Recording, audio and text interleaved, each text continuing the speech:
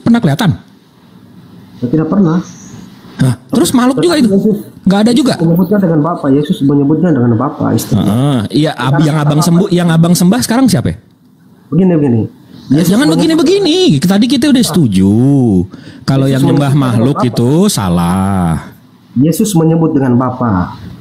Yang abang sembah siapa? Sebentar, Yesus menyebutnya dengan Bapa. Tetapi yang abang sembah siapa? Sebelum Yesus ada kata Bapa pun itu sudah ada. Yang abang sembah siapa? Ya, Bang Martin. Nah, yang abang sembah Yesusnya, makhluknya. Jadi abang nyembah makhluk, berarti abang salah kan? Tadi kita udah setuju. Iya, saya sudah saya menyetujui bahwa abang tidak menyetujui itu, walaupun kami meyakini itu. Abang tidak setuju, oke, tidak masalah. Nggak setuju. Saya tunggu. Yang kita nggak setuju apa dulu nih? Kan kita tadi setuju kalau nyembah makhluk salah berarti kan, sesat berarti kan? Ya, saya mengiyakan karena memang saya menjelaskan bahwa abang tidak terima. Di mana abang menjelaskan? Kan kita udah setuju nih premis pertama, nyembah makhluk sesat, betul nggak? Ya, oke. Nah, abis itu premis kedua abang bilang Yesus Tuhan. Oke, sekarang menyembah makhluk sesat kan? Sesat dong. Sekarang Tuhan abang punya nama. Punya. Berarti makhluk. Nah, tahu dari mana yang punya nama itu makhluk, abangku? Oke, sekarang begini. Kita buka KBBI. Tadi saya udah bacain Matius 28:19-20. Karena itu pergilah, jadikanlah semua bangsa muridku dan baptislah mereka dalam nama Bapa. Oke. Berarti Bapaknya Yesus makhluk. Oke, sebentar. Sekarang kita fokus ke enggak, ini kita pakai standar abang yang punya nama makhluk. Berarti Bapaknya Yesus makhluk. Nah, itu dia. Sekarang begini. Nah, itu dia apa? Kenapa jadi itu dia? Nah, berarti nama si Bapaknya Yesus ini makhluk. Iya, makanya kita buat. Iya juga, waduh. Jadi Bapaknya Yesus makhluk. Sebentar. Kita simpulkan dulu bahwa pencipta ini punya nama atau tidak. Nah, sekarang kita bisa nyiptain bisa nyiptain dunia, nggak bisa ngasih nama, gimana sih? Ya, sebentar. Kita ke KBBI bahwa Allah itu apa, Bang? Allah itu adalah nama Tuhan dalam bahasa Arab kan? Betul. Dalam bahasa Arab ya. Artinya Tuhan meminjam salah satu kata dari bahasa Arab. Artinya maksudnya ini, disimpulin lagi. Apa ya, gimana? Ini kan pengertian Tuhan Allah di KBBI itu kan artinya nama Tuhan dalam bahasa Arab ya. Artinya setelah bahasa itu ada, kemudian Tuhan meminjam salah satu kata dari bahasa. Meminjam bahasa itu dia yang nyiptain, dunia ini dia nyiptain. Kenapa minjem? Gue punya mobil, habis itu gue pinjem mobil gue gitu. Gimana sih pola pikirnya? Emang bahasa siapa yang nyiptain? Masa nama Tuhan dalam bahasa Arab? Iya, emang bahasa siapa yang nyiptain, Bang? Ya Tuhan memang. Nah, gue punya mobil, gue mau pakai mobil gue minjem mobil gue. Bagaimana sih pola pikirnya?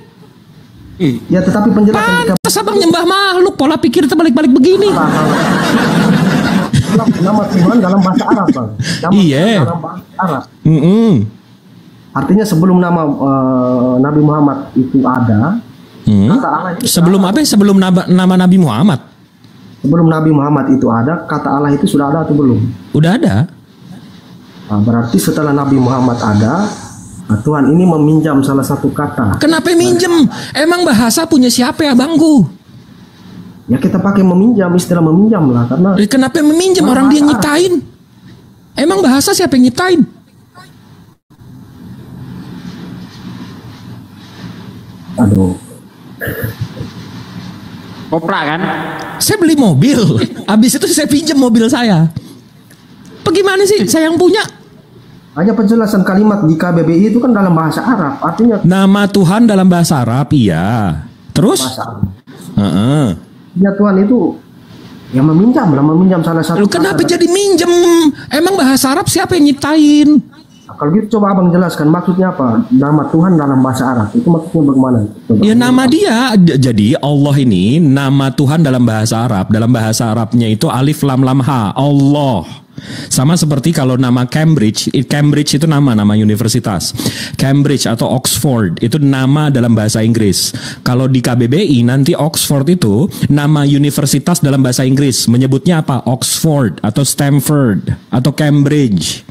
Jadi pronunciation-nya itu ikut bahasanya. Sama seperti kalau saya tulis O-N-E, one bacanya pronunciation-nya. Nggak one. Iya, begini Bang, kalau masuk nggak nih? Abang nih kayak botol nih, saya mesti masukin pelan-pelan nih. Okay, kalau nggak kececer. Oke. Karena menurut saya begini, kalau memang dia punya nama yang asli dari dia, seharusnya tidak ada dalam kamus tuh. Dan tidak bisa diterjemahkan. Nggak ada di kamus? Ya seharusnya tidak ada dalam kamus. Dia punya nama memang khusus kalau memang namanya sendiri. Nama itu Bang, nama itu enggak, justru Abang salah. Nama itu kalau memang benar namanya itu di semua agama, di semua bahasa, di semua belahan bumi, sama seperti Allah ini dalam bahasa Inggris, Allah is a name of God among Muslims. Habis itu Allah di Cina tetap Allah, dalam Yunani tetap Allah. Itu nama Bang. Bukannya Yosef. Kalau Yosef, kalau nama makhluk ya, ini nama makhluk nih. Kalau Yosef dalam bahasa Inggris, dalam bahasa Indonesia, dalam bahasa Indonesia Yusuf. Nah di Kenari sini, di Salemba sini namanya Ucup. Nah itu nama makhluk tuh Bang, berubah-berubah begitu. Kalau nama Tuhan itu Allah, di mana-mana Allah Bang. Ya, mantap. Bang Kris, besok-besok nanti kalau ada pelajaran les jadi orang botol ikutan ya, biar bisa ikut ke mulut kayak Abang. Kalau menurut Abang bahasa itu ciptaan bukan? Bahasa itu ciptaan dong. Semua yang ada di bawah langit ini ciptaan Abangku. Semua yang ada selama kita nyembah yang ada di dunia ini itu berhala. Ciptaan. Berarti ada ciptaan Tuhan itu sendiri yang menempel pada dirinya. Apa? Gimana? Berarti ada ciptaan Tuhan yang ditempeli pada dirinya sendiri. Ditempelin gimana? Wah, Abang nih kayak bangun tidur ketempelan gimana? Abang pikir Tuhan tuh makhluk ya bisa ketempelan begitu? Abang bilang bahasa itu ciptaan kan? Iya, ciptaan. Allah itu bahasa bukan? Apa? Allah itu bahasa? Hah? Kok Allah itu bahasa? Kenapa? Ya Allah, kita ngobrolnya Abang kemana-mana Allah jadi bahasa. Nama Bang, Allah itu nama. Nama Tuhan dalam bahasa Arab artinya bahasa. Iya, nama. Ya bahasa Arab. Iya, nama Tuhan dia dipotong lagi, nggak cuma ayat yang dia potong.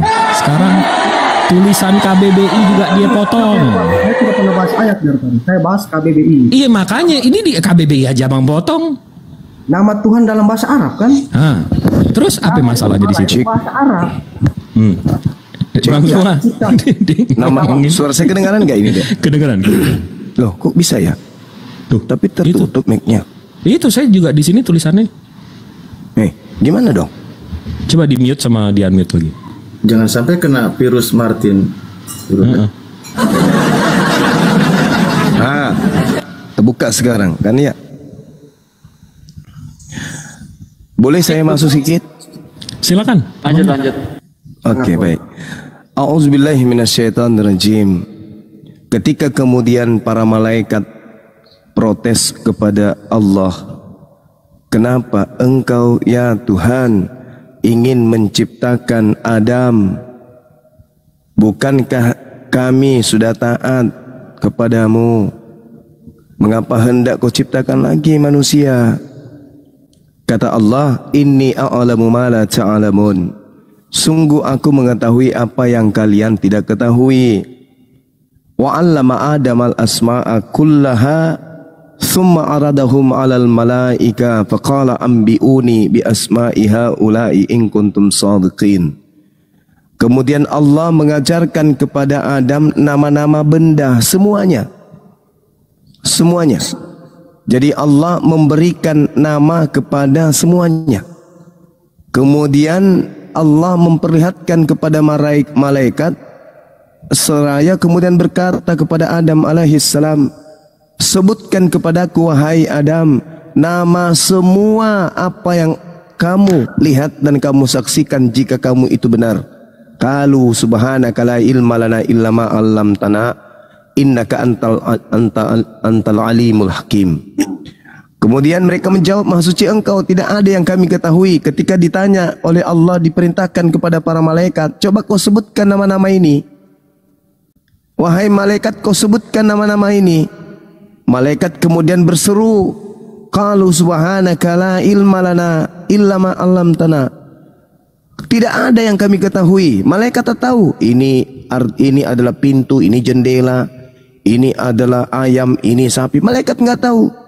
Innaka antal alimul hakim, kata malaikat. Sungguh engkau lah yang maha mengetahui lagi maha bijaksana.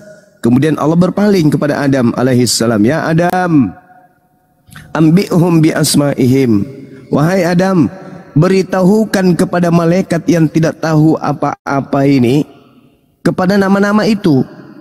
Kemudian falamma amba'ahum bi asma'ihim qala alam aqul lakum inni a'lamu ghaibas samawati wal ard. Setelah itu kemudian Adam menyebutkan nama-nama seluruhnya. Lalu kemudian dia berfirman, bukankah telah aku katakan kepadamu bahwa aku mengetahui rahasia langit dan bumi, dan aku mengetahui apa yang kamu nyatakan dan apa yang kamu sembunyikan. Jadi Adam alaihissalam diberi pengetahuan setelahnya. Kalau malaikat tidak, Adam diberikan pengetahuan setelahnya. Artinya Allah yang kemudian menyebutkan nama-nama dari sesuatu yang Allah kehendaki. Makanya dikatakan kemudian Allah menciptakan bahasa. Wa min ayati khalqus samawati wal ard wa ikhtilafu alsinatikum wa alwanikum. Dialah Allah di antara tanda-tanda kebesarannya menciptakan langit dan bumi, menciptakan perbedaan bahasamu, menciptakan warna kulitmu. Itu Allah katakan tuh. Jadi Allah menciptakan. Untuk apa kemudian Allah ciptakan itu semua? Supaya manusia bisa mengetahui. Untuk apa kemudian manusia ini dicipta? Supaya manusia kemudian bisa mengetahui akan adanya eksistensi sesuatu yang Allah tunjukkan kepada mereka. Nah, terkait dengan Tuhan itu sendiri, Tuhan mengantarkan nih kepada manusia yang sudah diberi akal bahwa aku ini adalah Tuhan, namaku adalah Allah. Tuh, innani anallah la ilaha illa ana. Aku ini adalah Allah, tidak ada Tuhan selain daripada aku. Jadi konsep ini kemudian diberikan kepada manusia. Kalau ayam ditanya, wahai ayam, ya paman, siapa nama Tuhan itu? Ayam tak bisa menjawab. Wahai semut, wahai sapi, wahai kambing, siapa nama Tuhan? Manusia yang bisa menjawab. Makhluk-makhluk lainnya tak bisa. Itulah fungsi akal. Jadi ketika kemudian Anda mengatakan itu kan bahasa. Bahasa itu adalah alat berinteraksi. Ada bahasa tubuh, ada bahasa sandi, ada bahasa lisan, dan seterusnya. Nah, terkait dengan nama Allah, itu bukan makhluk. Kenapa bukan makhluk? Karena Allah itu sudah melekat pada dirinya. Kenapa ini menjadi hal baru? Karena kita adalah makhluk yang baru. Sekarang kalau dikatakan bahwa ini adalah gunung, apakah gunung itu adalah sesuatu yang baru? Sesuatu yang baru. Bagaimana dengan namanya? Ya, namanya adalah sesuatu yang baru. Karena baru diciptakan. Karena gunung adalah sesuatu yang baru diciptakan, maka namanya baru muncul. Tapi Allah tidak diciptakan. Berarti dari sejak semula, tanpa awal, tanpa akhir, Allah ya Allah. Lalu kenapa kemudian kita bisa menyebut Allah? Karena itu tadi, inni a'lamu ma la ta'lamun. Ketika malaikat ditanya, angkat tangan. Bisa kau sebutkan? Enggak bisa. Adam, bisa kau sebutkan? Bisa. Disebutkan ini sapi, ini gunung, ini laut, ini matahari, ini bulan. Ini a'lamu ma la ta'lamun. Nah, terkait dengan asma Allah, nama Allah, karena Allah itu Khalik, pencipta, maka namanya itu adalah Khalik. Tak berawal nama itu. Karena bukan hal yang baru. Cuman kita menggunakan bahasa sebagai alat interaksi, alat komunikasi. Sehingga yang disebut bahasa secara umum memang itu adalah ciptaan. Wa min ayati khalqus samawati wal ard wa ikhtilaf alsinatikum wa alwanikum. Emang bahasa yang kita gunakan adalah ciptaan, tetapi berkenaan dengan asma nama Allah itu bukan bahasa. Itu bukan bahasa. Cuman cara kita kemudian mengucapkan nama dari Sang Khalik, kita menggunakan bahasa. Kenapa bisa demikian? Jangan tanya kepada saya, jangan juga tanya kepada Allah. Karena Allah menyatakan dirinya la yus'alu amma yaf'al. Allah tidak ditanya tentang apa yang dikerjakannya. Allah tidak ditanya. Kenapa baru ada sebutan nama Allah? Ya karena kita baru diciptakan. Sebelum manusia kemudian dicipta, sebelum Anda tidak bisa, Anda tidak bisa menyebut nama Allah. Bukan karena Anda baru ada hari ini, baru mampu menyebut nama Allah, lantas Anda mengatakan, itu kan baru. Karena bahasa itu, Allah itu adalah nama dari pencipta dalam bahasa Arab. Itu kan baru. Yang membuat KBBI kan baru. Yang memahami kemudian bahasa Indonesia kan hal baru. Bahasa Indonesia kan hal baru. Jadi pemahaman-pemahaman yang baru inilah kemudian yang memberikan nilai kepada nama Allah. Jadi Allah ada bersama dengan hakikat Allah, bukan hal baru.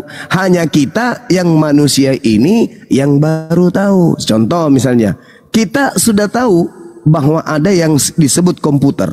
Janin-janin yang ada dalam rahim ibu nih, yang masih berbentuk kepompong, tahu nggak yang disebut komputer? Tidak. Begitu dia lahir, komputer adalah hal yang baru bagi dia. Tapi komputer bagi kita adalah hal yang sudah lama, karena kita sudah berumur. Nah begitulah Allah. Apakah Allah punya awal? Tidak. Berarti Allah itu tak punya awal. Kita saja yang baru tahu. Kita saja yang baru tahu, karena kita baru ada di tahun 2025. Jadi kita menganggap hal itu baru. Padahal itu adalah satu yang esensial, yang merupakan hal yang absolut, yang melekat pada diri pencipta langit dan bumi. Baru saja kita tahu. Misalnya nih, Allah datang mengutus para malaikat lalu mengatakan, ya ayyuhalladzina amanu, wahai seluruh umat manusia, wahai orang yang beriman, ya ayyuhan nas, wahai seluruh umat manusia, aku ini adalah Allah. Nah, bagi kita itu adalah hal baru. Kenapa? Karena kita baru mendengarkan. Tapi bagi Allah, dirinya Allah adalah sesuatu yang tidak berawal. Berarti Allah ada pada Allah, Allah tidak berawal, tidak berakhir. Kita ini aja yang berawal, baru kemudian kita memberikan nilai kepada sesuatu yang sifatnya hakikat yang kekal abadi. Kekeliruan kita ketika kita menilai hal yang kekal ini dengan konsep keberadaan kita sebagai makhluk yang baru ada. Itu. Anak bayi tidak tahu apa itu komputer. Begitu dia lahir, belajar. Oh, ada yang disebut komputer. Berarti komputer bagi anak yang baru mengerti tentang komputer adalah hal yang baru. Tetapi apakah hal baru bagi orang yang sudah berumur 30 tahun, 40 tahun? Enggak, komputer itu hal yang sudah lama.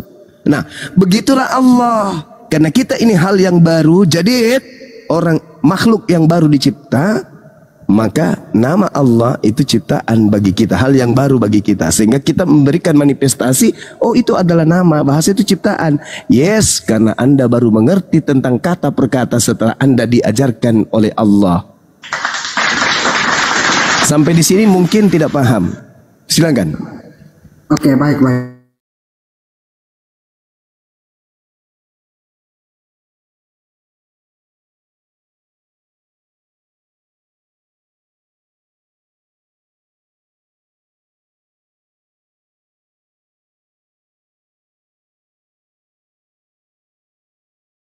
Terima kasih Bang. Gini, ketika di zamannya Adam, artinya bahwa bangsa Arab belum ada nih Bang, bahasa Arab pun belum ada.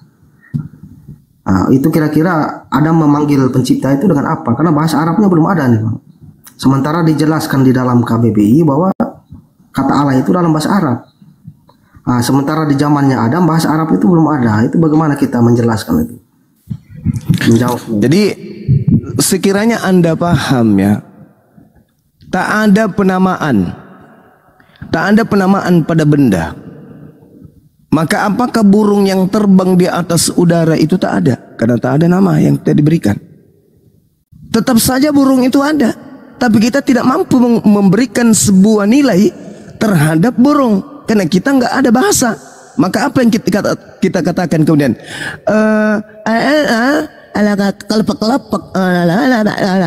Itu mungkin. Itu mungkin. Tapi karena bahasa diajarkan kepada kita, maka kita mampu mengurai huruf-huruf tersusun menjadi kata, kata-kata tersusun menjadi kalimat, kalimat tersusun menjadi paragraf, paragraf tersusun menjadi sebuah cerita. Maka ketika kita melihat makhluk dengan sayapnya dua terbang, diberilah nilai dengan penamaan burung. Sekarang permasalahannya adalah duluan mana penamaannya dengan bendanya. Itu kita berbicara mengenai makhluk. Nah, pencipta langit dan bumi kemudian menciptakan makhluk yang bernama Adam dengan memberikan chip di kepala yang bernama otak untuk mengetahui objek-objek. Kemudian objek diperlihatkan kemudian oleh Allah kepada dimensi akal yang dititipkan sebagai cahaya pada manusia, kepada Adam. Makanya ditanya, ketika makhluk lain ditanya, apa nama benda ini? Mereka kemudian tidak mampu mengucapkan, kami nggak paham katanya. Kami nggak paham. Maka Allah berpaling, wahai Adam, ya Adam, ambihum bi asma'ihim. Wahai Adam, beritahukanlah kepada mereka yang tidak tahu nama-nama itu. Adam kemudian memberitahukan. Sekarang permasalahannya, apakah nama lebih dulu daripada makhluk? Adam sesuai dengan kelemahan akalnya, yang dia tahu lebih dulu lebih dulu melihat objek daripada nama. Dia sudah melihat nih, oh ini namanya gajah, tapi dia belum tahu apa namanya. Tuhan kasih, diberitahukanlah kepada Adam, inni a'lamu ma la ta'lamun. Maka kemudian Adam dengan pengetahuan Allah yang diberikan melalui akal Adam, cahaya dari Allah berupa akal kepada Adam, di mana Allah itu kemudian maha mengetahui, memberikan setitik cahaya dari pengetahuannya agar Adam pun memiliki sifat yang mirip. Maka Adam mengatakan itu adalah gajah. Nah, gajah ini makhluk yang memberikan nama adalah penciptanya. Sekarang pencipta ini bernama Allah. Apakah kemudian Allah yang menciptakan nama itu? Tidak. Allah menyatakan dirinya, aku ini adalah Allah, aku ini adalah Allah, la ilaha illa ana, aku ini Allah, tidak ada Tuhan selain aku. Berarti hakikat yang berfirman ini Allah, tidak ada Tuhan selain dirinya. Karena dia adalah hakikat pencipta tak berawal tak berakhir, maka Allah ini adalah pencipta dan pencipta yang tak berawal dan tak berakhir, yang mana penamaan dirinya itu sudah ada bersama dengan dirinya. Nah, Anda kemudian mengatakan, kita kan nggak tahu, KBBI kan baru menjelaskan. Nah, berarti KBBI ini adalah hal yang diciptakan oleh manusia untuk memaknai sebuah perkataan. Allah sama dengan nama Tuhan dalam bahasa Arab. Itu pengertian siapa? Pengertian kita manusia yang punya keterbatasan. Apakah itu salah? Tidak salah. Memang Allah itu adalah nama Tuhan. Itu nama Tuhan. Baik, berarti saya juga tidak salah bertanya sesuai penjelasan di KBBI, Bang, ya. Karena di situ tidak salah, cuman yang harus diluruskan di sini pemahaman kita sebagai orang Indonesia. Allah itu bukan hanya nama dalam bahasa Arab, bukan nama Tuhan dalam bahasa Arab saja. Allah itu adalah nama Tuhan dalam bahasa Inggris.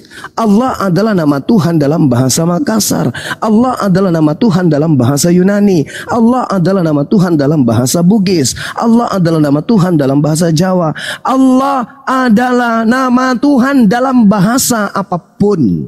Cuman KBBI sebagai mesin pencetak pengertian tentang kata per kata menjelaskan itu. Allah sama dengan nama Tuhan dalam bahasa Arab. Kalau di bahasa Inggrisnya, Allah adalah nama Tuhan dalam bahasa Inggris. Makanya Allah, kemanapun kita bawa, ke dalam bahasa apapun, maka dia tetap Allah, tidak pernah berubah. Cuman karena kita orang Indonesia, supaya orang Indonesia ini tahu malu sikit, agar tidak menggunakan nama Allah, karena itu adalah nama Allah dalam bahasa Arab. Sedangkan kemudian ketika mereka menerjemahkan dalam bahasa Indonesia, Allah mereka identikkan dengan kata Tuhan. Tuhan sudah disediakan oleh ejaan EYD. Harusnya yang tahu malu menggunakan dan memanggil nama Tuhannya dengan panggilan Tuhan saja. Jangan ngambil Tuhan dalam bahasa Arab. Kalau mau merujuk kepada KBBI. Tapi dalam konsep Islam tidak pakai itu. Allah adalah nama baik di langit maupun di bumi. Kalau berbicara mengenai di bumi, berarti seluruh bahasa harus tunduk kepada penamaan Allah. Allah tidak bisa diganti dalam bahasa manapun. Gitu bang. Artinya harus diperjelas lagi itu penjelasannya di KBBI itu. Karena kalau penjelasannya seperti itu, otomatis pikiran seperti saya pasti akan muncul, karena di situ dijelaskan dalam bahasa. Berarti saya otomatis bertanyakan, kalau zamannya Adam, bahasa Arab belum ada, kan pasti otomatis itu pertanyaan itu akan muncul. Karena di situ dijelaskan bahasa Arab, kan pasti logika saya bertanya, wah ini kalau zamannya Adam, bangsa Arab belum ada, bahasa pun belum ada bahasa Arabnya. Kan sebenarnya bertanya itu. Iya. Sebenarnya begini, saudara. Yang saudara katakan pencipta langit dan bumi yang tidak berawal dan tidak berakhir itu apa sebutannya menurut saudara? Gimana Bang? Hakikat pencipta langit dan bumi yang tidak berawal dan tidak berakhir, Anda menyebutnya dengan sebutan apa? Ya kalau di ajaran kami ya Yahweh. Yahweh itu bahasa atau bukan? Bahasa juga. Nah, bagaimana Anda menilai itu? Berarti Yahweh ini ciptaan? Kalau menurut saya Bang, sebutan itu dibuat oleh orang-orang pada zaman itu. Mereka meyakini sesuatu yang mereka tidak lihat tetapi ada, itu mereka menyebut dengan sebuah istilah. Jadi istilahnya? Nah, istilah ini memiliki nilai sesuai dengan apa yang menjadi objek atau gimana, atau hanya istilah? Istilah kalau kepada Tuhan berarti sesuatu yang sebatas keyakinan Bang ya. Nah sekarang kalau kita minjam kata Tuhan, kita mengatakan bahwa yang menciptakan langit dan bumi ini Tuhan, betul? Keyakinan, iya, keyakinan kita Tuhan. Oke. Tuhan ini bahasa atau bukan? Bahasa pastinya. Berarti Tuhan ini adalah ciptaan? Bukan. Kenapa kita mengatakan bukan? Karena Tuhan itu tak tercipta. Tuhan itu pencipta. Hanya saja kita ini yang adalah ciptaan, diberikan nilai untuk mengetahui sebuah objek. Itulah yang disebut akal. Maka akal ini membentuk hal-hal baru. Akal ini menilai hal-hal objek-objek baru dan objek-objek lama. Kita bisa melihat, misalnya nih, kita bertemu dengan Maria. Kita tahu, oh ini Maria. Maria melahirkan, kita, oh ini anaknya Maria. Maria bersuami, oh ini suaminya Maria. Jadi melalui akal kita kemudian kita bisa menilai sebuah objek. Itu semuanya hal baru, termasuk penamaan Tuhan. Kalau Anda menilai Allah itu adalah makhluk karena penyebutan, maka Tuhan mana lagi yang harus dikatakan supaya dia itu bukan makhluk? Apakah kita harus mengatakan kemudian Tuhan itu dengan hanya kode? Kita semua ini adalah ciptaan. Gimana dong? Jangan sebut Tuhan karena Tuhan itu kata ciptaan. Kita bikin aja yang baru. Pikuk. Nah, sama aja pun semua yang ada pada diri manusia yang terlontar kemudian itu adalah ciptaan. Sedangkan yang kita bicarakan ini adalah hakikat absolut, entitas absolut tunggal yang tidak bisa disamakan dengan apapun. Jadi ketika Allah memiliki nama sebutan, bukan berarti dia adalah rangkaian-rangkaian ciptaan yang dibentuk oleh manusia, tidak. Tapi Allah yang maha pencipta menyatakan dirinya kepada makhluknya, aku ini pencipta, namaku Allah. Oke. Ya, jadi yang membedakan itu begini Bang. Memang kalau dalam Kristen itu ada sebutan-sebutan kepada sang pencipta yang tidak kelihatan itu. Itu karena keterbatasan kita, itu sebatas keyakinan Bang ya. Sebatas keyakinan bahwa alam semesta ini ada yang mengadakan. Ada yang mengadakan, tak terhingga ini, tak terdefinisikan ini, kita mau menyebutnya dengan apa? Itu istilah-istilah itu dibuat oleh manusia. Sedangkan dalam Islam Yang tak terhingga ini datang memperkenalkan namanya, itu perbedaannya. Nah, jadi kita tidak mau bahwa yang tak terhingga ini punya nama, karena tidak satupun makhluk hidup yang pernah melihat dia, jadi dia tidak mungkin punya nama. Sementara dalam Kristen, nama-nama itu dibuat oleh manusia kepada sesuatu yang tak terhingga, diyakini, masih sebatas keyakinan saja, belum tentu dia ada atau tidak. Maka munculnya ateis dan sebagainya, karena memang belum pernah dilihat, belum bisa dibuktikan kan. Jadi nama-nama itu dibuat oleh manusia, sedangkan Islam yang tak terhingga itu datang memperkenalkan nama, itu yang kami tidak mau terima. Begitu bedanya. Ya, baik. Sekarang begini kawan. Sekarang begini. Huruf A.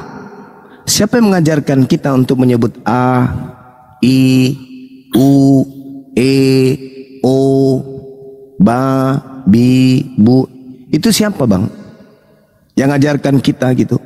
Anak baru lahir tiba-tiba bisa mama, papa, cucu. Yang ngajarin itu siapa?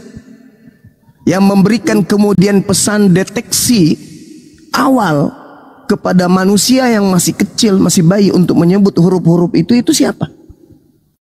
Itulah yang disebut Tuhan. Yang kata-kata itu kemudian bisa diucapkan manusia dengan sinyal yang disebut chips yang ada di kepala yang saya katakan tadi itu. Ada alat deteksi yang Allah ciptakan pada otak manusia yang disebut akal. Itulah cahaya yang Allah berikan kepada manusia untuk membuktikan bahwa Tuhan itu ada. Makanya Al-Quran mengatakan dengan sangat jelas, wa fi anfusihim, aku menyatakan diriku ada melalui dirimu. Karena kamu tidak akan pernah bisa secara otomatis mengetahui A, B, C, D, E, F kalau bukan karena cahayaku yang terbersit di dalam dirimu. Itu kata Quran. Dari mana kemudian manusia mampu mengucapkan A, B, C? Itu cahaya yang Allah kasih kepada kita, bentuk wujud bahwa ada Allah, ada Tuhan. Nah, oleh karena perangkat ini sudah dikasih kepada kita manusia, maka pencipta langit dan bumi menyatakan dirinya melalui utusan. Tuhan itu namanya Allah. Sebutlah Tuhanmu dengan sebutan yang baik. Ar-Rahman, Ar-Rahim, Al-Quddus, dan seterusnya. Itu pesan ilahi supaya kita mengenal dirinya. Sebagaimana kemudian kita melihat alam semesta, sebagaimana kita kemudian bercermin melihat wajah kita, itu pesan dari Sang Pencipta. Mata kita berkedip, bukan kita yang mengatur ritme kedipnya. Mata kita, kelopak mata kita menutup dari serangan debu, bukan kita yang menjaga itu secara spontan. Telinga kita kemudian mendeteksi adanya gelombang suara, bukan kita kemudian yang menginginkan dan menyimpan serta mengatur ritmenya. Bukan. Itulah tanda-tanda, hei manusia, kalau kau mengenal dirimu, maka kau akan sampai kepadaku. Nah, ketika saudara bertanya kemudian, berarti Allah memperkenalkan dirinya. Ketika Allah memperkenalkan dirinya, aku ini adalah Allah, namaku adalah Allah, maka Allah menempelkan makhluk kepada dirinya. Bukan kayak begitu cara berfikirnya. Kita ini makhluk diberi akal untuk kemudian menangkap poin-poin penjabaran dari kalimat-kalimat Tuhan untuk supaya kita memaknai berdasarkan akal kita. Ketika Allah mengatakan ini adalah jambu, jangan Anda katakan itu adalah mangga. Ketika Tuhan mengatakan ini adalah pepaya, jangan Anda katakan ini adalah sapi. Itu akal. Ketika Allah mengatakan ini manusia, jangan Anda katakan ini Tuhan. Itu akal. Ketika Allah mengatakan aku ini adalah Allah, jangan pula Anda mengatakan ini adalah makhluk. Jangan dibolak-balik. Seperti itu kawan. Karena kalau Anda menilai itu semua, maka tak ada pencipta kalau begitu. Yang ada hanya ciptaan. Apakah itu bisa? Yang ada ciptaan tapi tidak ada yang menciptakan. Apakah itu bisa? Nggak bisa. Tidak bisa. Kalau pencipta itu tidak ada, maka ciptaan tidak ada. Bagaimana mungkin kemudian sesuatu yang tidak ada menciptakan sesuatu yang ada? Bagaimana mungkin sesuatu yang ada tidak ada yang menciptakan? Pasti ada yang menciptakan. Meskipun yang menciptakan itu tak terlihat bagi kita. Contoh. Keberadaan adanya Yesus menghantarkan orang Kristen memahami Tuhan itu pernah ada karena pernah eksis katanya. Oke. Anggaplah itu betul. Sekarang pertanyaannya adalah, adakah Yesus sebelum Adam diciptakan? Tak ada. Nah, adakah kemudian Tuhan sebelum tercipta alam semesta? Ada. Mana ciptaannya? Tidak ada. Berarti Tuhan itu tak ada? Ada. Jadi Tuhan itu ada dengan keberadaannya, kemudian wujud. Lalu kemudian untuk mengajarkan dirinya kepada makhluknya bahwa dia itu ada, Tuhan menciptakan. Sebelum Tuhan menciptakan, Tuhan itu sudah ada. Makhluk kemudian diberi akal. Anehnya makhluk ini bukannya bertuhan, malah mencari-cari Tuhan. Bukan hanya sekedar mencari Tuhan, bahkan menyembah kepada yang bukan Tuhan. Padahal dia berada dari suatu ketiadaan menjadi ada. Lalu ketika dia ada, dia mencari sesuatu yang ada itu dengan keterbatasan dirinya. Padahal ada yang sangat super yang dititipkan oleh Allah kepadanya, yaitu akal dan ruh. Akal dan ruh. Tapi anehnya manusia tidak pernah sampai ke sana. Dari mana akal ini? Sampai saya bisa menilai, ini manis, ini asin, ini kecut, ini hitam, ini coklat. Siapa yang menitipkan pengetahuan ini kepada diriku? Dari mana pengetahuan itu? Siapa yang menitipkan pengetahuan itu? Aku bisa mengatakan A, B, C, D. Siapa yang memberikan ritme gelombang suara kepadaku? Kalau orang sampai kepada itu, hakikat itu, maka dia sampai kepada pembelajaran tentang keberadaan Tuhan berdasarkan keberadaan dirinya. Fi ampusihim, kata Al-Quran. Aku menitipkan kepada manusia itu sendiri cahaya keberadaanku.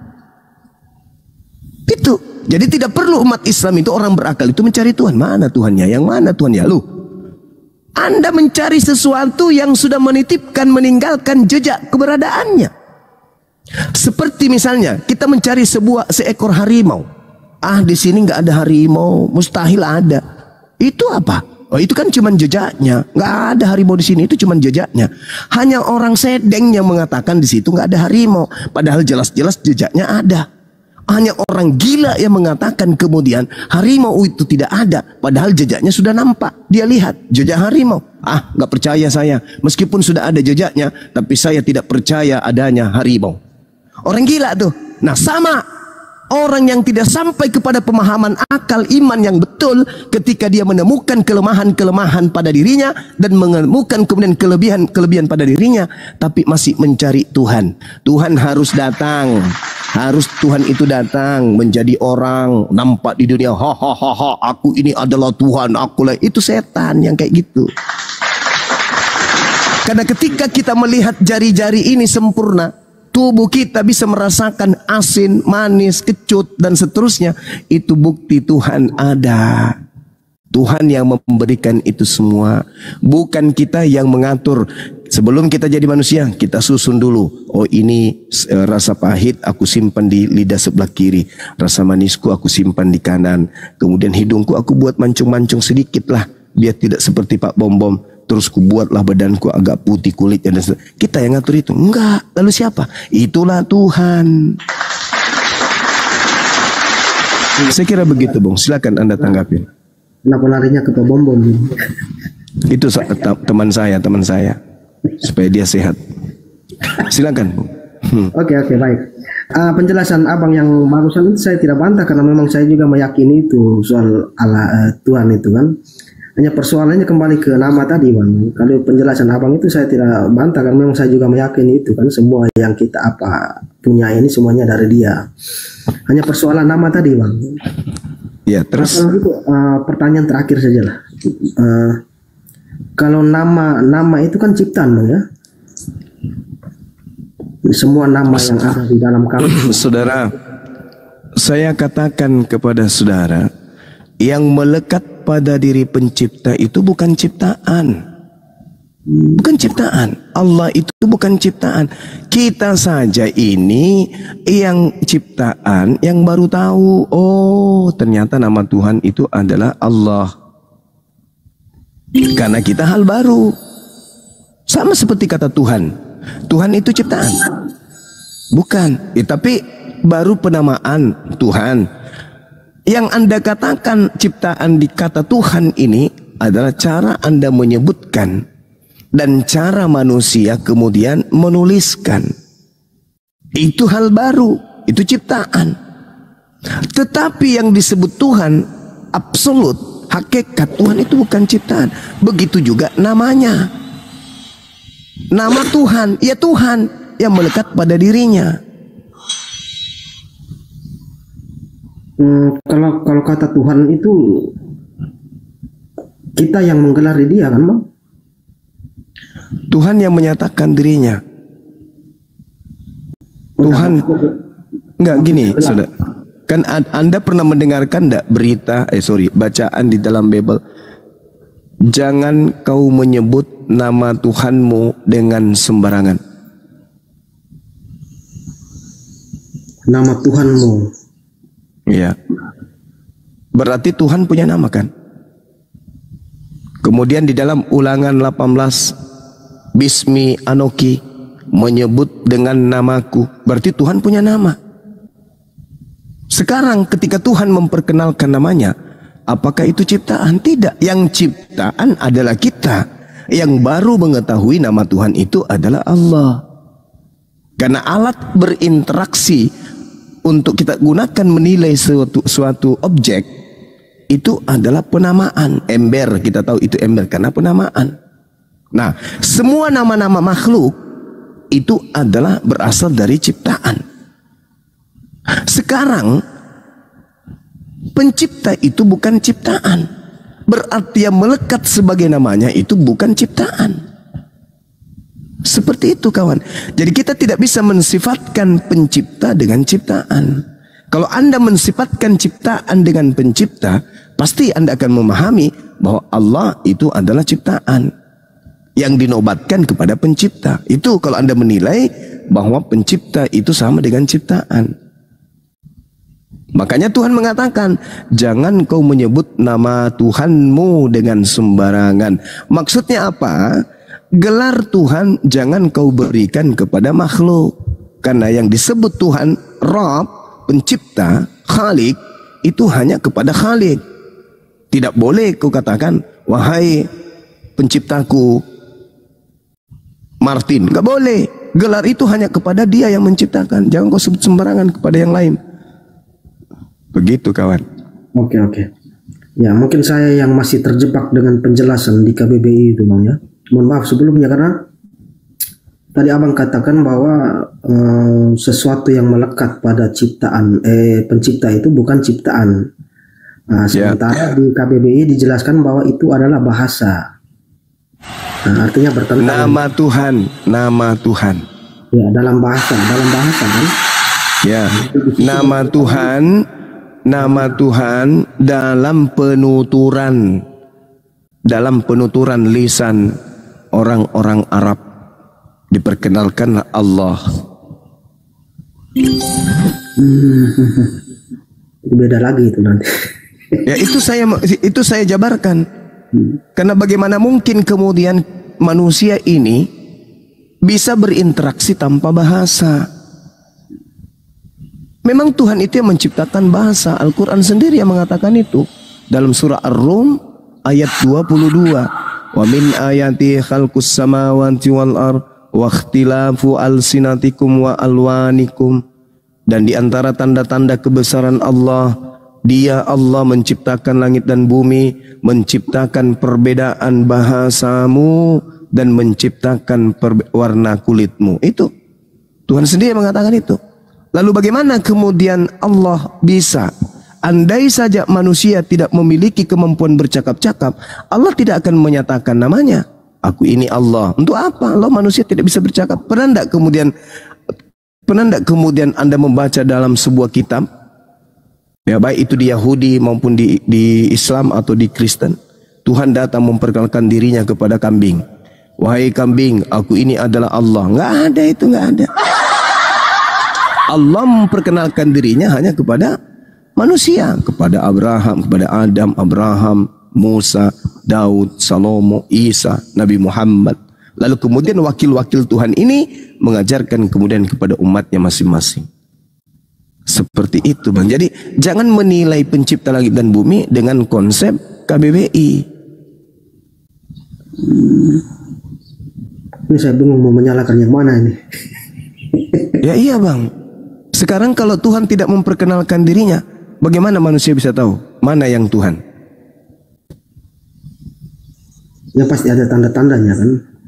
Ya iya, cukup tanda-tanda. Bagaimana caranya? Ya dengan dia menyatakan, memperkenalkan dirinya. Tuhan memperkenalkan namanya. Nah itu tadi yang saya katakan, saya masih terjebak dengan definisi itu.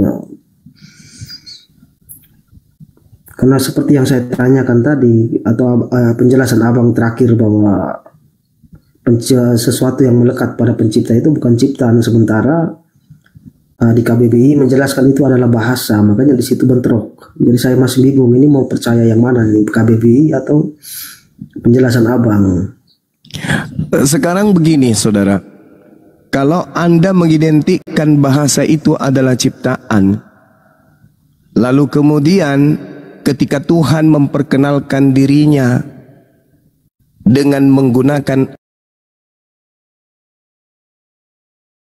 bahasa, alat komunikasi, lalu Anda mengatakan berarti itu ciptaan. Sekarang begini, semua firman Tuhan yang ada di dalam Bible yang Anda imani, itu bahasa atau bukan? Kutanya dulu saudara. Bahasa pasti. Nah, berarti Tuhan menggunakan ciptaan, menyatakan dirinya kepada ciptaan. Pertanyaannya, apakah karena Tuhan menggunakan ciptaan untuk menyatakan dirinya kepada ciptaan, maka dia adalah ciptaan? Tentu, yang kalau kata Tuhan itu Tuhan tidak menggunakan, tetapi dibuat oleh manusia untuk menggelari sesuatu yang diyakini ada, Bang, walaupun tak kelihatan. Jadi bukan Tuhan yang meminjam kata Tuhan itu untuk ditempelkan pada dirinya, tetapi manusia yang meyakini sesuatu itu ada walaupun tak kelihatan, kemudian digelari. Oke, berarti menurut nilai yang Anda beri, Allah itu adalah ciptaan karena dia tersusun dari huruf-huruf, dan menurut penjelasan KBBI itu adalah nama dalam bahasa Arab, di mana bahasa Arab itu adalah ciptaan. Betul? Betul. Oke, menurut penilaian saudara, Yesus ini ciptaan atau bukan? Ciptaan pasti, fisiknya. Ciptaan, fisiknya. Fungsinya beda. Maksudnya apa ini? Kok jadi ada sedikit sesuatu yang disembunyikan? Apa maksudnya? Yesus ini ciptaan atau bukan? Ciptaan fisiknya kan. Lalu apa yang Anda maksudkan ciptaan fisiknya? Apanya yang bukan ciptaan? Ya fungsinya kehadirannya di dunia ini. Maksudnya gimana ini? Bukankah kehadirannya di dunia ini adalah fisiknya yang hadir? Yang mana yang bukan? Fungsinya sebagai Tuhan. Fungsinya sebagai ini dia. Bahasa Anda kritisin penamaan Allah, Anda katakan ciptaan.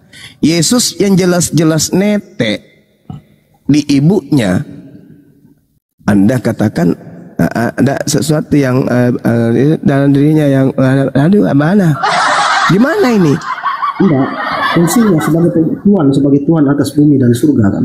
Bagaimana ceritanya Anda? Apa fungsi Yesus ini? Fungsinya apa? Kok dia bisa Anda menjadi hakim dan sebagainya? Menjadi hakim. Siapa yang memerintahkan dia menjadi hakim? Ya bapaknya. Nah, berarti dia bukan Tuhan, karena dia masih diperintah kemudian untuk menjadi hakim.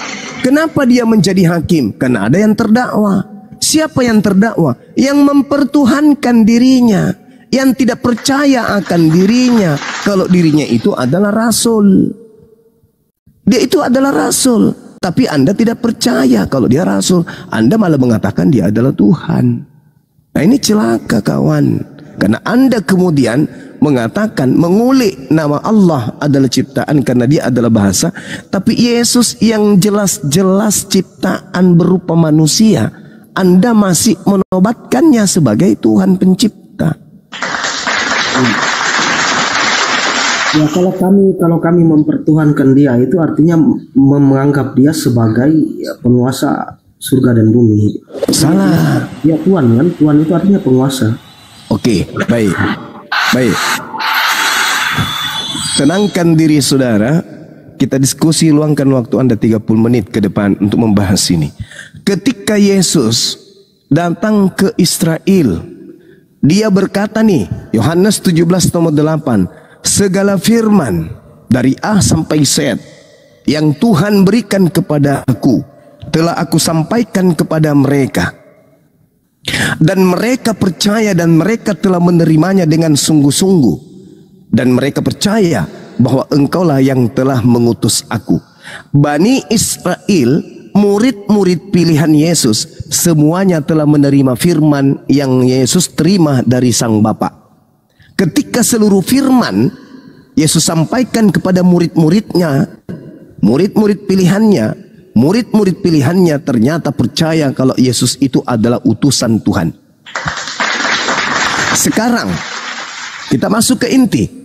Segala firman yang Yesus sampaikan itu sudah Yesus uraikan seluruhnya sebelum penyaliban. Betul? Betul. Oke. Sebelum penyaliban, adakah firman yang terlontar dari mulut Yesus bahwasanya kepadaku telah diberi kuasa baik di langit maupun di bumi? Ada atau tidak ada? Ada, saat dia diangkat ke langit itu, ke surga. Itu sudah penyaliban. Betul? Iya. Yang saya tanyakan ini sebelum penyaliban. Karena sebelum penyaliban Yesus sudah menutup pengajiannya, Yesus sudah menutup sekolahnya, Yesus sudah menutup kelasnya. Segala firman yang engkau berikan kepadaku telah aku sampaikan kepada mereka. Mereka semua telah menerimanya dan mereka percaya bahwa engkaulah yang telah mengutus aku. Kelas ditutup, pelajaran selesai. Di antara seluruh pengajaran firman yang Yesus sampaikan kepada murid-muridnya, adakah Yesus mengatakan di antara firman itu, kepadaku telah diberi kuasa baik di langit maupun di bumi? Adakah? Kalau sebelum penyaliban memang tidak ada, Pak. Nah, tidak ada sama sekali.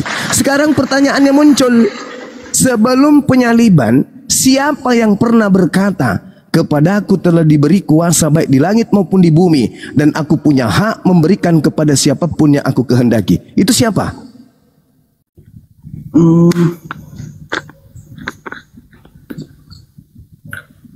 Ya kalau ucapannya seperti itu memang tidak ada, tetapi akan pesan-pesan lain seperti contoh sebelum dia disalibkan pada malam terakhir ketika dia bukan itu maksud saya kawan. Yesus Anda katakan tidak terdeteksi sedikit pun pernah mengatakan kepadaku telah diberi kuasa sebelum terjadi tragedi penyaliban. Padahal firman demi firman, sabda demi sabda, perkataan demi perkataan, ajaran demi ajaran, Yesus sudah tumpahkan seluruhnya kepada muridnya. Endingnya murid percaya dia utusan. Dan di antara seluruh rangkaian firman yang diterima Yesus dari Tuhannya, tak ada satupun firman yang menghantarkan lisan Yesus berkata, kepadaku telah diberi kuasa baik di langit maupun di bumi. Kelas ditutup. Sebelum penyaliban terjadi, ada sosok yang pernah berkata, kepadaku telah diberi kuasa baik di langit dan di bumi.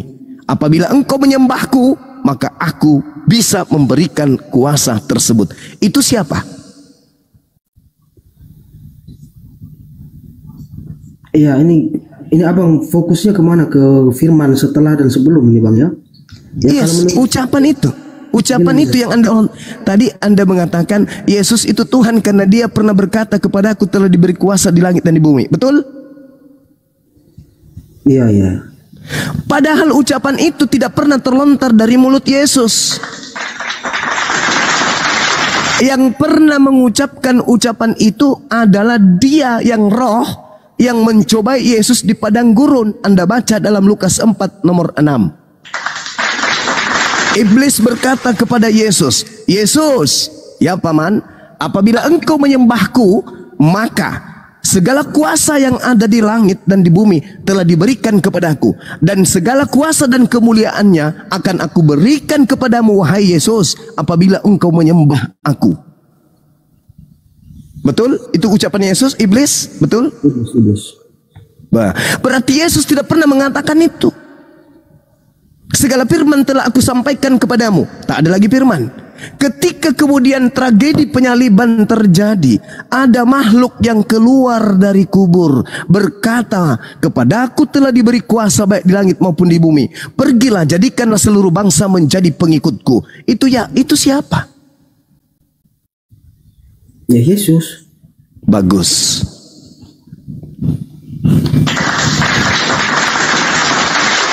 Terima kasih. Maksud abang. Terima kasih. Terima kasih Anda sudah mengatakan itu adalah Yesus. Berarti Kristen ini pengikut Yesus kan? Iya, iya. Saya ulang lagi. Pernah tidak Yesus mengucapkan kalimat itu? Sebelum Gak pernah kan? Sebelum ya. penyaliban. Oke. Sebelum penyaliban. Oke. Berarti di dunia ini ada dua penguasa, Yesus dan iblis. Kalau soal itu sebenarnya kalau kita mau bicara jujur, kita memang selalu dikuasai iblis sehari-hari ya Bang ya. Nah, berarti ada dua peran yang setara di sini, Yesus dan iblis. Ada saingannya Yesus berarti. Yesus diberi kuasa. Yesus diberi kuasa di langit dan di bumi. Iblis juga diberi kuasa di langit dan di bumi. Enggak. Kalau peran berkuasa boleh kita katakan ada dua boleh, tetapi yang berkuasa atas kejahatan iblis, tetapi Yesus tidak bisa dikuasai kejahatan. Jadi Yesus mantap sekali. Saya ulang lagi perkataan saudara, Yesus tidak bisa dikuasai oleh kejahatan. Iblis yang merasuki Yudas berhasil tidak kemudian menguasai Yesus? Ya berhasil dan mengakibatkan Yesus Tadi katanya iblis tidak berkuasa terhadap Yesus. Kok sekarang berhasil? Mana yang betul? Kan masih ada lanjutannya Bang. Dia memang berhasil mengalahkan mengalihkan Yesus dan mati. Tetapi kemudian dia dikalahkan dengan kebangkitan itu. Oke, baik. Kemudian beliau dikalahkan dengan kebangkitan itu. Artinya ketika kuasa diberikan kepada Yesus, iblis kehilangan kuasa. Iblis tetap berkuasa untuk kejahatan. Iblis tetap berkuasa. Oke. Tidak bisa tidak, pasti. Oke. Ketika Yesus belum terjadi penyaliban, Yesus berpesan kepada muridnya supaya waspada kepada penyesat yang bergelar apa? Orang Farisi. Oh salah. Gelar apa maksudnya? Bergelar Kristus. Di mana tertulis? Matius 24 nomor 4 nomor 5. Waspadalah kepada penyesat, sebab banyak orang akan datang dengan memakai namaku dan berkata akulah Kristus. Penyesatnya bergelar Kristus. Kristus. Kristen artinya pengikut Kristus.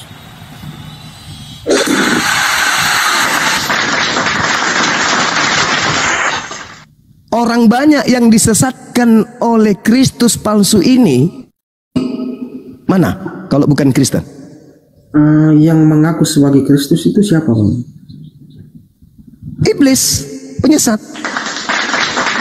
Kan Yesus berkata, waspadalah kepada penyesat yang datang kepadamu dengan memakai namaku, Yesus, dan berkata, akulah Kristus.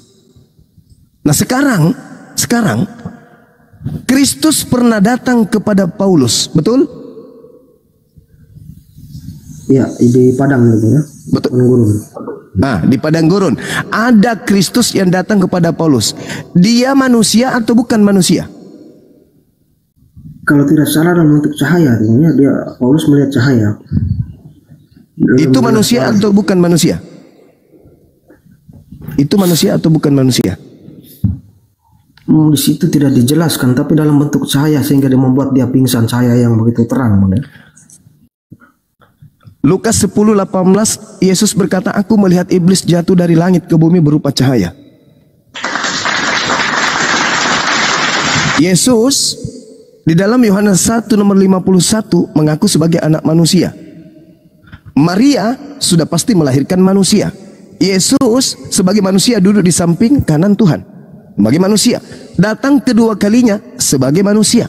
Tidak pernah Yesus itu datang sebagai malaikat, datang sebagai hantu, datang sebagai setan, datang sebagai cahaya, nggak pernah. Yesus selama-lamanya datang sebagai manusia. Kalau Anda tidak percaya, Anda baca Matius 24 endingnya di nomor 30. Kedatangannya yang kedua, dia datang sebagai manusia. Malaikat berkata dalam Kisah Para Rasul 1 nomor 11, Yesus yang kau lihat terangkat ke langit akan datang kedua kalinya sama seperti engkau melihat terangkat ke langit. Berarti dia datang kedua kalinya dalam keadaan manusia.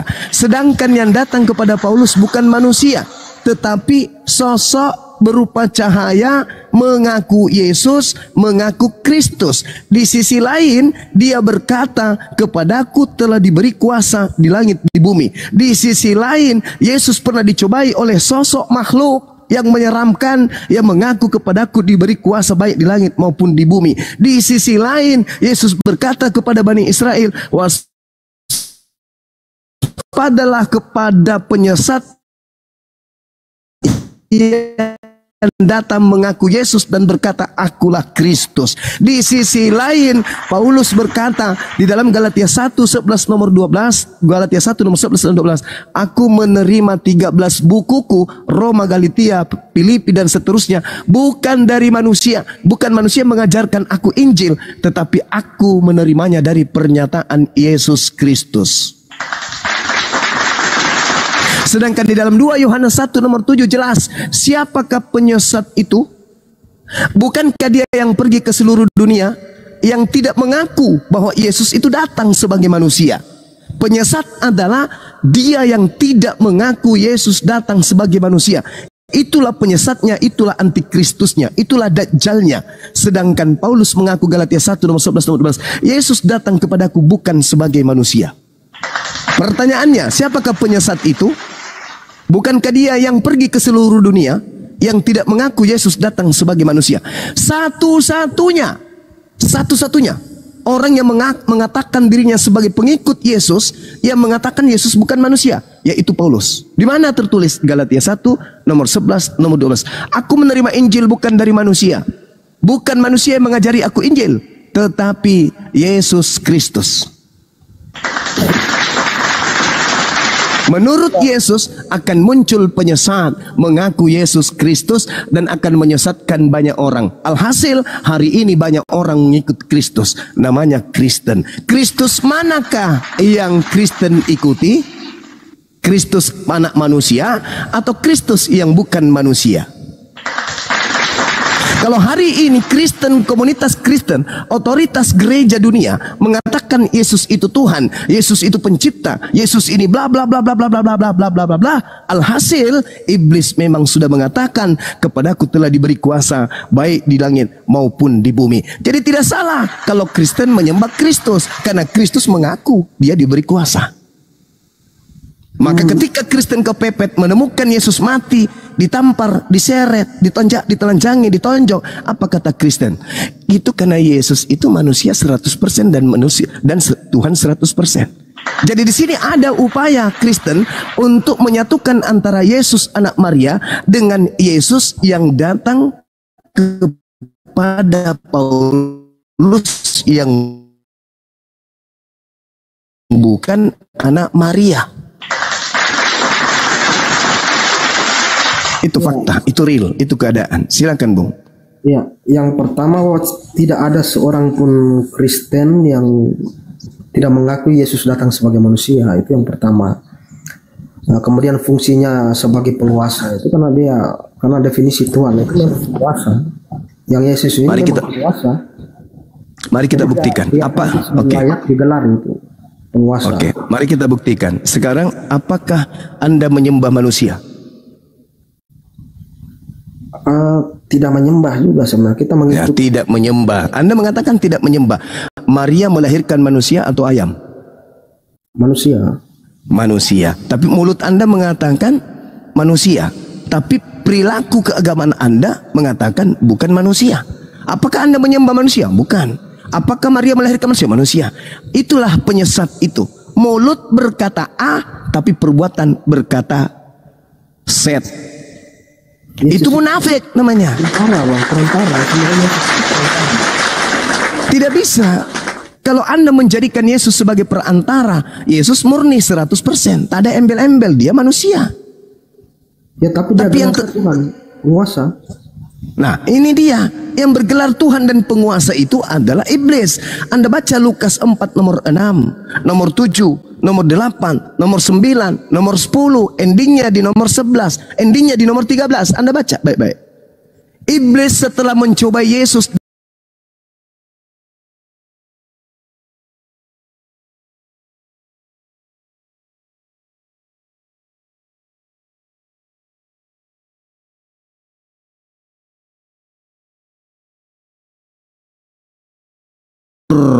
setelah mundur, apakah iblis ingin dibunuh oleh orang-orang Yahudi dan orang-orang Roma? Yesusnya kemudian berdoa kepada Tuhannya, "Ya Rabb, selamatkan aku." Di dalam Ibrani 5 nomor 6, sebagai manusia dia mempersembahkan doa yang sungguh-sungguh kepada Dia yang sanggup menyelamatkan dari kematian, dan atas kesolehannya doanya dikabulkan. Diangkat dia, maka iblis kemudian masuk. Ketebuk.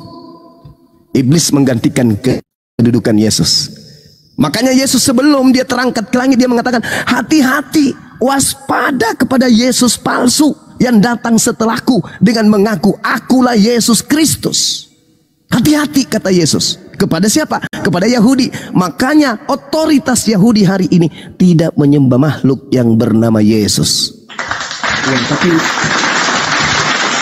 tapi abang tidak bisa menyimpulkan juga bahwa penguasa itu seharusnya iblis, kan tidak juga.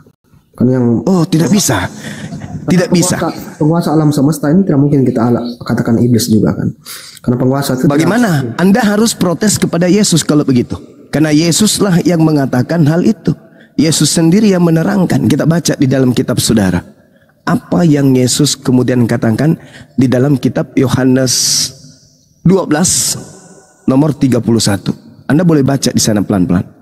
Sekarang saatnya penghakiman atas dunia ini. Sekarang juga penguasa dunia ini akan diusir keluar. Pertanyaan saya, siapa penguasa dunia menurut Yesus? Jawab dengan jujur. Yesus ini yang mengatakan, bukan Bang Suma. Sekarang berlangsung penghakiman atas dunia ini. Sekarang juga penguasa dunia ini akan dilemparkan keluar. Pertanyaan saya, siapa penguasa dunia yang Yesus maksud? Yang dilemparkan keluar. Keluar dari mana? Penguasa, bisa Tuhan, bisa iblis juga. Allahu Akbar. Jadi kalau dia Tuhan, berarti Tuhan dilemparkan gitu. Ya, maka kita cari tahu penguasa yang dimaksud sini apa, sesuai fungsinya kan Bang. Jadi tidak bisa kita penguasa yang kalau Tuhan, apakah bisa Tuhan dilemparkan? Nah, makanya itu kita harus cari tahu kata penguasa ini tujuannya kemana, fungsinya apa. Misalnya sekarang berlangsung penghakiman atas dunia ini. Sekarang juga penguasa dunia ini akan dilemparkan keluar. Keluar dari mana? Nah, makanya kita harus simpulkan kata penguasa ini kepada siapa. Jangan penguasanya Bang, jangan penguasanya, tapi konsentrasi kepada dilemparkan keluar. Apakah mungkin Tuhan dilemparkan keluar? Kalau iblis dilemparkan keluar, wajar. Kenapa? Karena iblis memang dimasukkan ke dalam kubur. Di mana dalilnya? Yesaya 14 nomor 14 sampai nomor 15. Iblis dilemparkan ke alam kubur, ke alam orang mati. Setelah kemudian Yesus mengatakan, sekarang berlangsung penghakiman atas dunia ini. Sekarang juga penguasa dunia ini akan dilemparkan keluar. Maka satu-satunya tempat persembunyian iblis dilemparkan keluar dari kubur.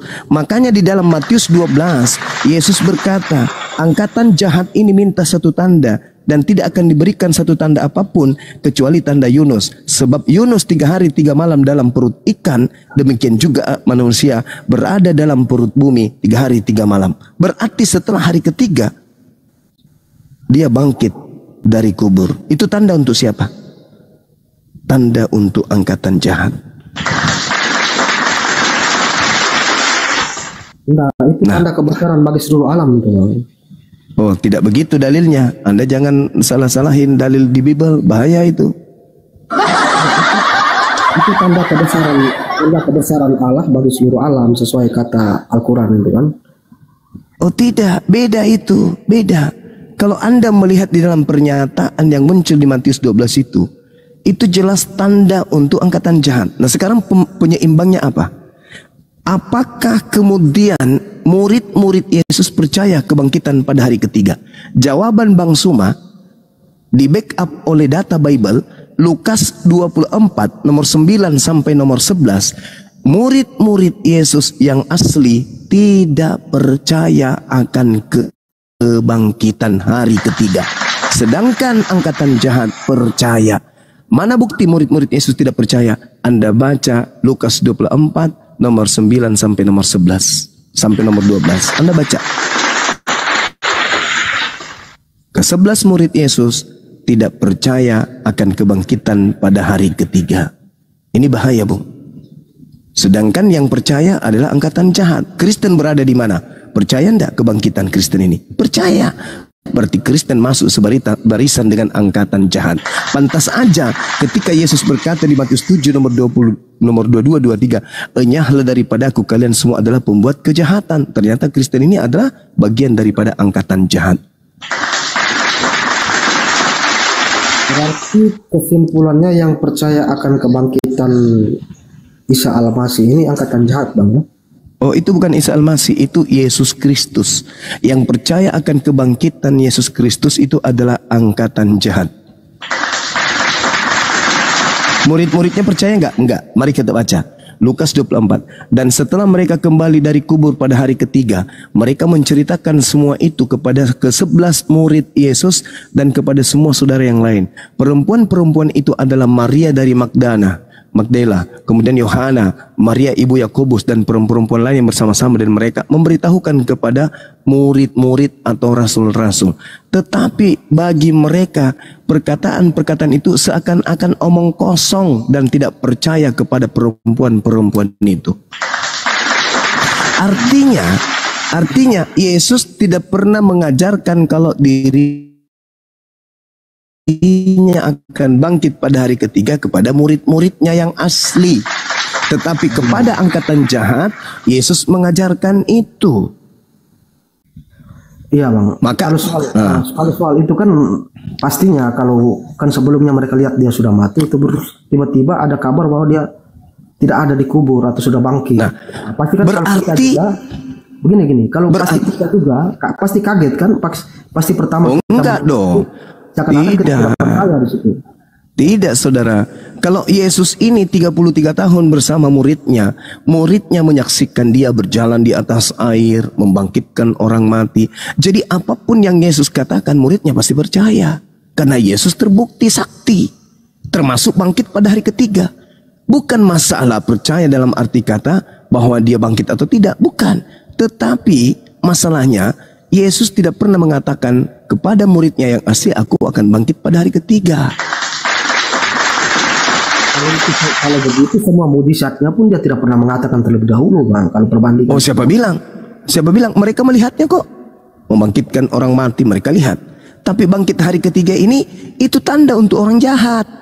Ya, bukan tanda untuk muridnya. Maksudnya tadi Abang menuntutkan harus ada pemberitahuan sebelumnya. Sebelum dia melakukan sesuatu harus ada pemberitahuan sebelumnya. Coba Anda baca lagi deh. Di dalam Lukas 24, murid-muridnya tidak percaya.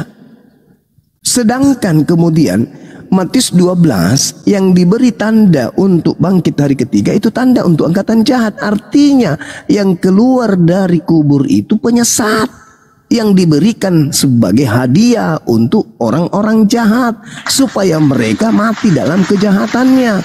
Sedangkan murid-murid tidak diberikan tanda itu. Coba Anda baca. Meskipun demikian, Petrus pagi-pagi benar menuju kepada kuburan tersebut. Ketika kemudian ia menjenguk ke dalam, dia hanya melihat kain kafan saja. Lalu dia pergi dan bertanya dalam hatinya, apa yang kiranya telah terjadi. Nah, kalau Yesus pernah mengatakan kepada muridnya, hei Petrus, ya paman, hari ketiga aku bangkit loh. Tidak mungkin dia bertanya dalam hatinya, apa yang sedang terjadi ya? Tapi karena Yesus tidak pernah mengatakan itu kepada Petrus dan ke-10 murid lainnya, maka Petrus bertanya-tanya, apa ya yang terjadi ya? Kok bisa ya? Kok tinggal kain kafan ya? Kok bisa ya? Ini ada apa? Ini ada apa ya? Andai saja Yesus berkata, hai murid-muridku, hari ketiga aku akan bangkit loh. Maka Petrus tidak bertanya-tanya dalam hatinya. Tetapi karena ucapan bangkit hari ketiga ini hanya untuk angkatan jahat, maka yang percaya tentang kebangkitan dari kubur itu hanya orang jahat. Itu dalil, saudara. Itu dalil. Kalau ucapan Yesus soal kebangkitan itu dia pakai bahasa kiasan, tapi pas dia ucapkan itu murid-muridnya tidak menyadari saat dia dilempar di bait suci itu, robohkanlah bait suci. Ntar Bang Zuma kena akunnya.